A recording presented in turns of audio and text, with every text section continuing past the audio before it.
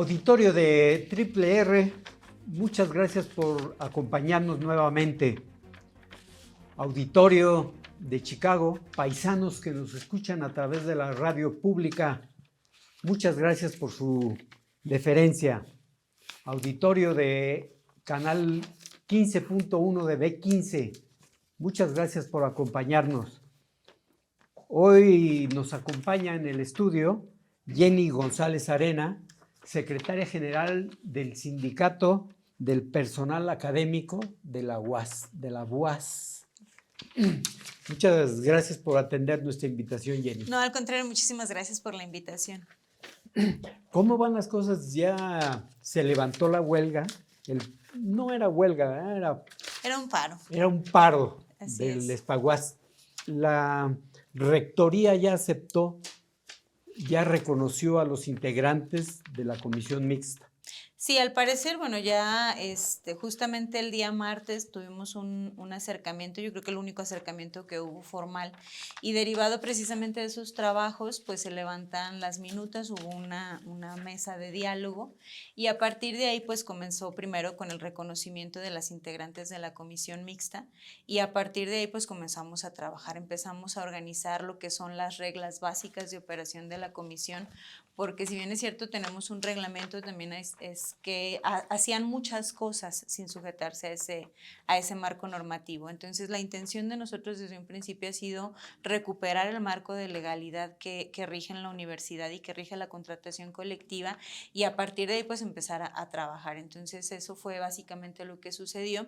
Pudo haber sucedido en cualquier día de la semana anterior, pero bueno, fue decisión de la administración central esperar hasta el martes. ¿El rector habló con ustedes antes para dar el reconocimiento a...? No, ha sido una plática, bueno, directamente una negociación con el secretario general. El rector no ha tenido ningún acercamiento con nosotros ni comunicación alguna. Ha mandado oficios, incluso los ha mandado vía internet porque no ha habido ese acercamiento. Entonces, hay reconocimiento a las propuestas de ustedes. Usted es parte ya de la comisión mixta. Sí, así es. Desde hace muchos años del sindicato, la representación sindical de la comisión mixta ha estado en la Secretaría General y otras carteras mismas del comité ejecutivo. Entonces, lo que se hizo en esta ocasión fue exactamente lo mismo que se ha venido haciendo en anteriores comités ejecutivos, porque el estatuto no marca un procedimiento para nombrar los integrantes de la comisión mixta por parte de la representación sindical. Pero compañeros de usted, del mismo sindicato, que hicieron una manifestación también de inconformidad, piden que los integrantes de la comisión se elijan en Asamblea General y que usted no ha llamado a la Asamblea General. Nosotros llamamos a Asamblea General en una ocasión y ellos mismos obstaculizaron la celebración de la Asamblea. Posteriormente se volvió a llamar e igual, o sea, ha habido 3 ocasiones en las que se ha llamado a Asamblea General y ellos mismos han obstaculizado estas asambleas, y con posterioridad nosotros en el marco del emplazamiento a huelga también convocamos a asambleas generales. En el estatuto no marca que deba de ser en una Asamblea General el nombramiento de las integrantes de la comisión mixta. Incluso nosotros hemos revisado los antecedentes que hay de integración de la comisión mixta y solamente en una ocasión, hace muchos años, ya estamos hablando del año 2000 aproximadamente, se hizo en una asamblea general y no se juntaba el quórum para esa asamblea. Y el estatuto no marca un procedimiento para la designación, siempre ha sido un oficio del secretario general en turno, quien ha nombrado a los integrantes de la mixta. Ese oficio se manda al rector, el rector acepta e inmediatamente comienza en funciones esta comisión. Entonces nosotros hicimos lo mismo en el marco del emplazamiento, mandamos ese oficio al rector, el oficio se acepta incluso en los términos en los que estaba establecido por parte de la administración central en el marco del emplazamiento frente al Centro Estatal Laboral y frente al Tribunal Laboral. Y cuando llegamos nosotros a comenzar a trabajar es cuando el rector decide retirar ese reconocimiento. Entonces esa es una decisión que toma pues de manera unilateral el rector, avalado a lo mejor por este grupo de personas que le envían otro oficio, pero hay que aclararlo, quien tiene la representación legal del sindicato pues no son estas otras personas sino nosotros, ¿no? Entonces por muchos años ese ha sido el procedimiento. ¿Quiénes quedan como representantes entonces? Queda la ¿Usted? maestra, así es, quedo yo como secretaria general, queda la maestra Elvia Valdés Valdés, que ella es la coordinadora de admisión, adscripción y promoción del sindicato, y queda la maestra Elba Esperanza Jiménez Ureña, que ella es la secretaria de finanzas del sindicato. ¿Y no hay un posible rompimiento al interior del sindicato? Bueno, yo creo que este tipo de situaciones que se están generando ahorita en el sindicato tiene que ver precisamente con esta posibilidad que hay de dialogar, de abrir, de opinar de manera diferente. Yo creo que no todas las personas tenemos que opinar de la misma manera y ellos tienen derecho a opinar de manera diferente. Pero yo creo que una cosa es tener derecho a opinar de manera distinta y otra cosa muy distinta, querer imponerse desde el espacio en el que ellos están a una decisión que tiene que ser tomada pues de manera colegiada y en beneficio de todas y de todos los docentes. La representación en la comisión mixta para el sindicato es muy importante porque implica eso, recuperar procesos que benefician a muchas personas de la comunidad docente de la universidad. Y muchas de estas personas que están tratando de imponerse como representantes de la mixta, pues no tienen esa representación primero colectiva dentro del sindicato y en segundo lugar muchos de ellos ya ni siquiera tendrían algún asunto que tratar. O sea, incluso hay demandas por parte de estas personas, pero muchas de esas personas ya están como en el tope máximo en la universidad, que ya no tendrían ningún interés en que la comisión mixta se instalara. O sea, por ejemplo, pensamos en un docente que es tiempo completo más 10, titular C, demande el que no se instale esta comisión mixta, pues él ya no tiene nada que perder ni nada que ganar con la instalación de la mixta porque ya está en su máximo y está obstaculizando el derecho de muchas otras personas que pues están preparando, necesitan a lo mejor un incremento de carga, necesitan un cambio de nivel y ocupan la instalación de esta comisión mixta para poder avanzar. Entonces, sí hay un grupo de personas que ya no tendrían ningún interés en que se instalara esta comisión y que están obstaculizando el derecho de muchísimas más personas que sí necesitan que se instale esta comisión mixta con una representación verdaderamente colectiva para poder pues ejercer de manera efectiva sus derechos. ¿Cómo puede hacer el sindicato, el ESPAUAS, para ayudar a sanear a la universidad, a que cambie el rumbo que lleva la universidad?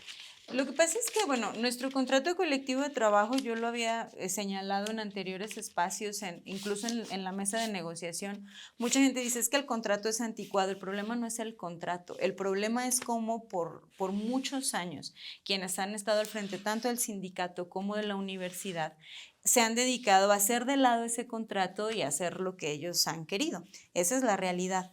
¿Qué sucede? El contrato, por ejemplo, contempla mecanismos de excelencia académica, contempla un mecanismo de ingreso a los docentes que van a permitir que ese maestro esté evaluado con méritos académicos, que ese maestro esté evaluado frente a grupo, es decir, que los alumnos puedan opinar sobre si un maestro ingresa a la universidad o no, y que ese maestro tenga una evaluación de conocimiento. Por muchos años ese procedimiento que está en nuestro contrato se deja de lado y se contrata pues a personas a las que no llevan ese cauce, pero que son amigos del rector en turno o amigos del secretario general en turno o recomendaciones de X o Y personas y eso pues está demeritando la excelencia académica.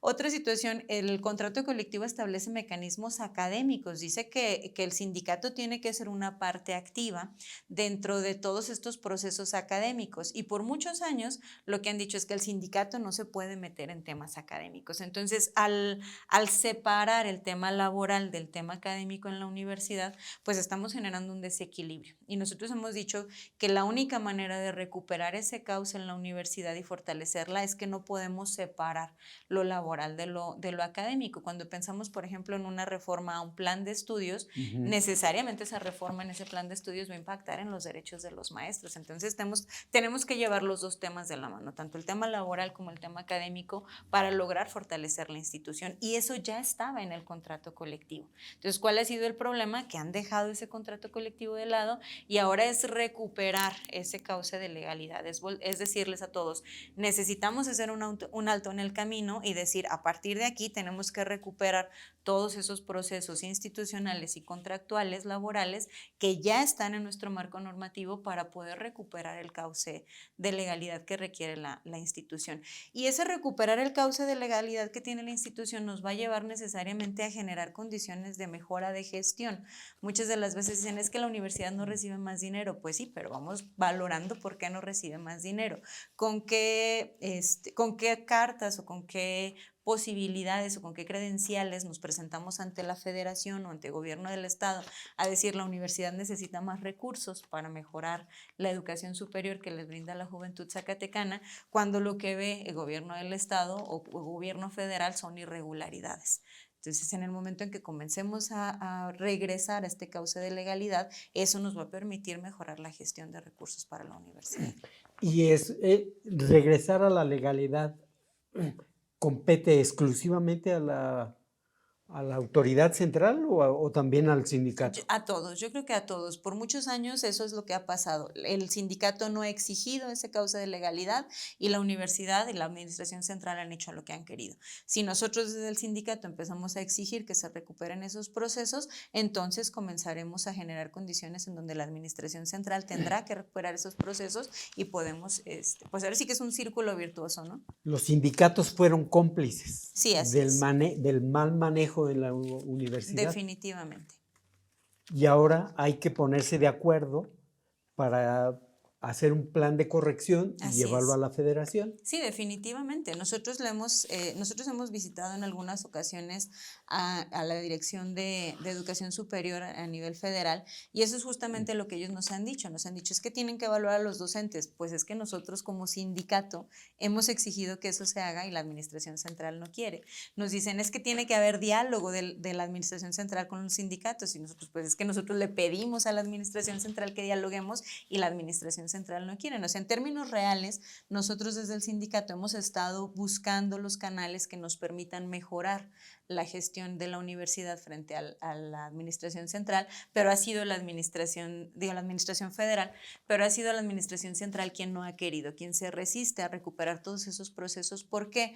Porque significa ordenarnos, significa, pues ahora sí que poner orden en la universidad, en el ejercicio de los recursos, en los controles de ingreso de docentes a la universidad, en el cambio, por ejemplo, o en la asignación de plazas de los docentes que tienen que seguir estos procedimientos y que por muchos años no se han seguido. ¿Por qué no hay una buena relación con el rector en su gestión del Espaguas con la administración central? ¿Nunca ha habido buena relación? Pues al principio se intentó, o sea, nosotros tuvimos un primer acercamiento. Desafortunadamente sí hay esta como necesidad de imposición. Cuando nosotros nos sentamos a dialogar con el rector en alguna ocasión, él nos señalaba que las cosas tienen que ser como siempre han sido. Y nosotros hemos dicho, bueno, es que realmente no porque siempre se hayan hecho así las cosas significa que estén bien hechas. Un tema, por ejemplo, que nos dejó muy claro, muy presente fue el tema del pago de las indemnizaciones de las viudas o los viudos, por ejemplo, que nosotros le decíamos, hay una lista en el orden en el que han ido falleciendo desafortunadamente las y los docentes y ese es el orden en el que se les tiene que ir pagando a los deudos. Y él dice, no, es que pues tenemos que tener la posibilidad de brincarnos algunos porque la gente tiene necesidad. Y nosotros le decíamos, señor rector, o sea, aquí hay un orden, ¿no? Y yo creo que hay que respetar la manera en la que se han ido generando los derechos porque las personas necesitan todas, en igualdad de circunstancias, el cobrar sus beneficios que tienen precisamente porque falleció un maestro en la universidad. Entonces, desde esos detalles que pudieran parecer insignificantes, implica perder el control para la administración central. Pero no podemos llegar y decirle al grupo de viudas y de viudos, es que saben que el rector ha decidido de manera unilateral brincarse a una persona por causas personales, porque finalmente es el mismo derecho de todas estas personas y yo creo que lo correcto es que se haga conforme se fue generando el derecho. Entonces, detalles como eso, o por ejemplo en el caso de los jubilados y las jubiladas, el pago del SAR-FOBISSSTE, de la misma manera, o sea, los maestros se van jubilando en diferente orden y es en el orden en el que se va generando el derecho y de repente nos encontramos un docente, ahorita se les debe a los jubilados de SAR-FOBISSSTE desde el 2016, hay personas que se jubilaron en el 2016 que no han cobrado su SAR-FOBISSSTE. Y entonces nos encontramos personas de 2023 que ya lo cobraron. Personas Porque, influyentes. claro, tienen contactos, incluso lo dicen, es que a mí me ayudó el rector, es que a mí me ayudó el secretario general, es que a mí me ayudó fulanito, y todas esas personas ayudan a que se brinquen a personas que ya tienen 8 años esperando poder cobrar lo que finalmente a lo largo de toda su vida ahorraron, porque no es una prebenda, no es un regalo, sino que es dinero que nos están descontando a nosotros cada quincena, que se debe de enterar al ISSSTE y que no se entera, por eso el ISSSTE no nos lo regresa de manera inmediata, sino que se paga hasta el final y eso pues nos genera un perjuicio, pero encima de toda esta situación todavía nos damos cuenta que se están brincando. Entonces, detallitos como esto que cuando nosotros dijimos al rector, tiene que entregarnos la lista en el orden en el que es para poder tener transparencia y claridad y que las y los docentes sepan cuándo les toca, a partir de ahí empezamos a tener fricciones, porque él decía, no, uno tú y uno yo, decía, a ver, no, espérenme, pues vamos en orden, tampoco podemos prestarnos a ese tipo de situaciones. Entonces, desde el momento en que él ve que no va a haber ese tipo pues ese tipo de arreglos o ese tipo de acuerdos, pues empieza a haber esta resistencia a sentarse a platicar con nosotros, ¿no? La información no fluye, la información financiera, de acuerdo al contrato colectivo de trabajo, desde antes que hubiera el Instituto Nacional de Transparencia, el contrato ya establecía que toda la información financiera la tenía que entregar la universidad al sindicato. Hoy es hora que nosotros no recibimos esa información financiera.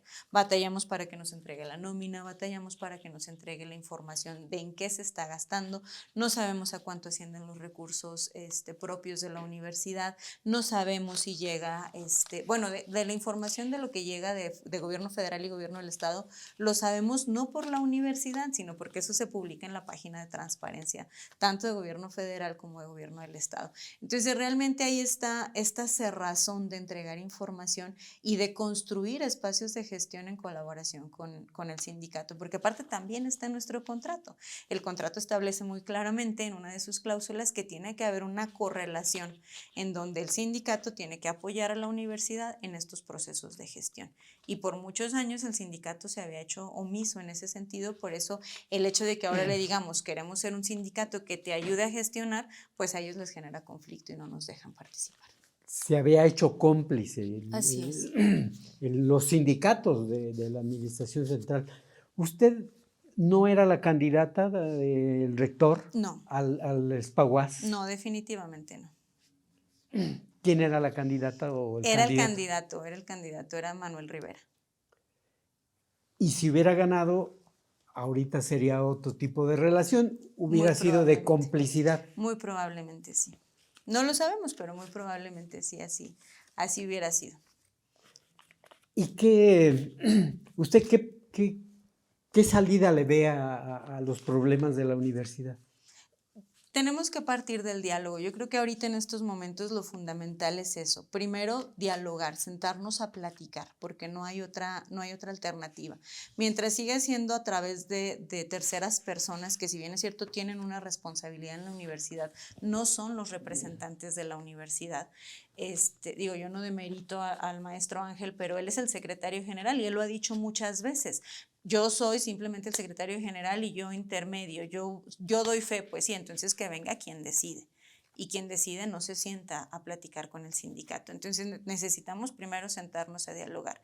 Y segundo, que esa plática sea abierta, porque ese es otro tema, ¿no? Es el tema de vamos a platicar, pero solo tú y yo. Y bueno, ¿y por qué no puede haber testigos de esa plática? ¿Por qué no puede haber otras personas en esa plática? Mientras no nos acostumbremos a que las pláticas tienen que ser abiertas. Cortito, vamos a platicar en corto. Incluso hubo gente que decía, arreglarnos. Exacto, que decían, no, es que las negociaciones se hacen en privado.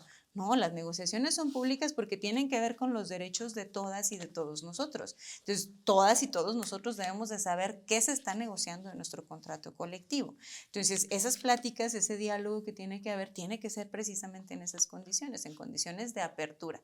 Y en tercer lugar, tiene que ser en una condición en donde asumamos que tanto la universidad como el sindicato estamos hablando entre iguales. No tiene por qué haber una supeditación del sindicato a las decisiones del rector. ¿Por qué? Porque la contratación es bilateral y al ser bilateral hay dos partes que están en igualdad de circunstancias. Entonces, cuando el rector deje de ver al sindicato como una oficina más de rectoría y entienda que se trata de un igual con quien se tiene que sentar a negociar en términos de condiciones de igualdad, entonces podemos avanzar. porque, insisto, o sea, nosotros lo hemos dicho muchas veces, no se trata aquí de seguir una confrontación que no va a llevar a la universidad a ningún lado. Tenemos que sentarnos a dialogar en aras de construir mejores condiciones para la universidad. A lo mejor podemos estar o no de acuerdo con el modelo de universidad que queremos. Cada quien tiene una idea distinta del tipo de universidad que quiere, pero en lo que sí podemos estar de acuerdo es que uno es nuestra fuente de empleo de más de 3,000 familias cuando hablamos de docentes, porque ya si hablamos de toda la universidad estamos hablando de más de 5,000 familias, es nuestra fuente de empleo por un lado y en segundo término pues estamos hablando de la Universidad Pública de Zacatecas, en donde muchos de nuestros hijos están estudiando. Entonces yo creo que nadie queremos destruir una de las pocas fuentes de educación superior que hay en el estado, pero la más importante, y tampoco la fuente de empleo de 5,000 familias zacatecanas. ¿El PT tiene metidas las manos Yo no en sé, el, al en menos el en el sindicato? sindicato no. En el sindicato no, ni el PT, ni el PRI, ni el PAN, ni ningún partido.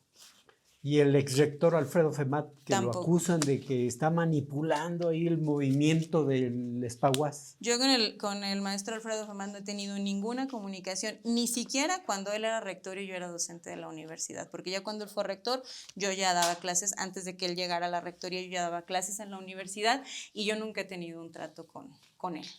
Entonces, es falso eso de que el PT es el que está moviendo los hilos en la Sí, yo creo que universidad. a mí me parece ese comentario un tanto discriminatorio, por decirlo menos, porque implica uno que quien ahorita está al frente del sindicato no tiene la capacidad de decidir por sí misma. Que la E incluso mueven. exacto, o sea, e incluso hay hasta decir, hasta misoginia, ¿no? O sea, porque son personas las que señalan, es que a Jenny le dicen qué hacer. Bueno, entonces Jenny no tiene la capacidad ni siquiera de decidir por sí misma qué es lo que tiene que hacer. ¿Y por qué no se decía con los otros secretarios? Porque los otros secretarios eran hombres y entonces ahí no había problema, pero en el caso de mí, de una servidora, pues entonces ahora sí se trata de que ella necesariamente, por el hecho de ser mujer, tiene que tener a alguien que mueva los hilos detrás de ella, ¿no? Entonces yo creo que eso es parte precisamente de todo lo que tenemos que ir rompiendo en la universidad, porque finalmente pues somos maestras universitarias, tenemos la capacidad, tenemos la formación, tenemos la trayectoria y aparte la independencia que nos ha guiado a lo largo de toda nuestra vida profesional, como para que ahora que estamos en este espacio digan que alguien necesariamente tiene que estar detrás de nosotros, ¿no? O sea, realmente yo creo que esa es parte de las cosas que tenemos que cambiar en la universidad, dejar de pensar que nosotros no somos capaces de tomar decisiones por nosotras mismas, ¿no? Y tratándose de mí, en mi caso muy particular, pues pensar que alguien de la universidad, que a lo mejor estuvo dentro de la universidad por muchos años y que fue rector y que ahora participa en la vida política, tiene o es quien toma las decisiones y quien me dice qué hacer, pues me parece un comentario, aparte de desafortunado, pues sí misógino, ¿no? Porque realmente, pues ahí sí no hay ningún vínculo, ninguna relación, ni mucho menos, como para decir, es que le dice qué hacer. Pues primero, gracias por la falta de consideración, como para pensar que puedo pensar por mí misma, ¿no? ¿Usted va a seguir insistiendo en hablar con el rector? Que se sienten a dialogar, pero que se sienten públicamente. Así es, yo creo que es algo que se tiene que hacer por el bien de la universidad y para que también quede claro que no hay nadie detrás, al menos no de mí, que me diga precisamente qué hacer. O sea, si él o quien quiera que esté a su alrededor quiere saber qué es lo que se va a hacer o qué es lo que opina el comité o qué es lo que opina la Secretaría General, pues la manera de hacerlo es sentarse directamente conmigo, ¿no? En lugar de andar con intermediarios diciendo que alguien más es quien dirige el sindicato a través de mí. Y esa es la manera de hacerlo, digo, si nos sentamos públicamente en ese diálogo, pues yo creo que ahí va a ser más que claro quién está tomando las decisiones. Ahora, no se trata tampoco de tomar decisiones en perjuicio de nadie. Nosotros hemos sido muy claros en el proyecto de sindicato que queremos, un sindicato activo, un sindicato participativo, un sindicato en donde se escuchen las voces de todas y de todos los docentes y que represente precisamente los derechos de todas y de todos los docentes. Y digo, para eso no se requiere que alguien forzosamente mueva los hilos de nadie. Yo creo que se requiere un interés colectivo, que es precisamente lo que está presente en toda esta lucha, en todos estos mesas de diálogos que hemos señalado, porque no se trata de beneficiar a un grupo de personas en particular. Aquí por eso la transparencia es fundamental. Este es el orden, por ejemplo, en el que están los casos en la mixta y así se van a ir revisando. O estos son este es el contrato colectivo, aquí está el reglamento que se va a aplicar y estas son las reglas que aplican para todos, en lugar de seguir manejando la información de manera discrecional, de forma tal que pues se prestan a este tipo de situaciones. Y es necesaria que la universidad tenga, esté integrada y esté con la fiesta en paz para poder negociar con la federación. Claro, o sea, yo creo que más que estar con la fiesta en paz, porque digo, la federación también entiende, sería hasta contradictorio pensar en una universidad en donde todos pensamos de manera similar. Digo, en el nombre llevamos parte de lo que implica, es una universidad en donde hay una universalidad de pensamientos. Es imposible que todos estemos de acuerdo en algo, pero sí implica generar estas condiciones de trabajo en donde las reglas sean las mismas para todos. Entonces, independientemente de que todos pensemos de manera diferente, cuando las reglas son iguales, eso nos permite generar condiciones de convivencia saludables que nos van a permitir llegar a la federación precisamente en esa tesitura, de decir, aquí se está cumpliendo las reglas que quedamos que se iban a cumplir, ¿sí? Y eso le va a permitir a la federación saber si estamos o no estamos ordenados y eso permite generar más recursos para la universidad. Pues sí, se puede pensar diferente, cada quien es persona individual y todos tienen diferentes intereses, pero creo que de la administración central y de los sindicatos, el propósito fundamental debe ser la universidad, el bien de la universidad, el bien de la institución. Y para eso deben ponerse de acuerdo. Claro, pero yo creo que no están peleados los intereses ni del sindicato con la universidad ni la universidad con el sindicato. Si los docentes tenemos condiciones dignas generales de trabajo que se aplican de la misma manera a todos, eso va a permitir que la universidad mejore sus condiciones, tanto académicas como laborales, como estudiantiles. Nosotros hemos visto, por ejemplo, ¿qué pasa, por ejemplo, con un maestro de preparatoria o qué pasa con un maestro de licenciatura que tiene que entrar a la plataforma del SNI, que tiene que entrar a la plataforma de PODEP, que tiene que entrar a la plataforma de estímulos y que llega un momento en el que el alumno llega y me dice, oiga maestro, es que fíjese que necesito asesoría o necesito tutoría y el maestro dice, es que por más que busco tiempo no lo encuentro? Pero si hubiera condiciones en donde, por ejemplo, ese maestro que es SNI, que es perfil, que entre estímulos, en lugar de estar trabajando 50 horas efectivas frente a grupo, tuviera una plaza de tiempo completo que le permite garantizar horario para tutorías, para asesoría, para clases, para investigación, las condiciones de trabajo son distintas y obviamente genera espacios también durante el día para que el maestro atienda de manera adecuada a los estudiantes. De otra manera, estamos sobreexplotando a los maestros. Y eso pues obviamente que también perjudica, pero ya cuando vemos que hay un grupo de personas que sí tienen una plaza de tiempo completo y que no hacen investigación, no son SNI, no son perfil y que encima de todo no atienden tutorías, no atienden asesorías y el maestro que va formado es el que se está sobreexplotando, pues es cuando los maestros empiezan a tener descontento con la situación porque vemos que la regla no es pareja. Entonces, cuando hay un reglamento, cuando hay un contrato y ese contrato se aplica de manera general para todos, amigos y enemigos, pues eso permite generar mejores condiciones de trabajo. Y al generar mejores condiciones de trabajo docentes, vamos a generar mejores condiciones de trabajo para la enseñanza y eso lo van a ver los alumnos, la juventud zacatecana va a recibir mejor educación superior una vez que los maestros tengan mejores condiciones laborales. ¿El rector cuándo termina? El rector debe de terminar en septiembre del 24.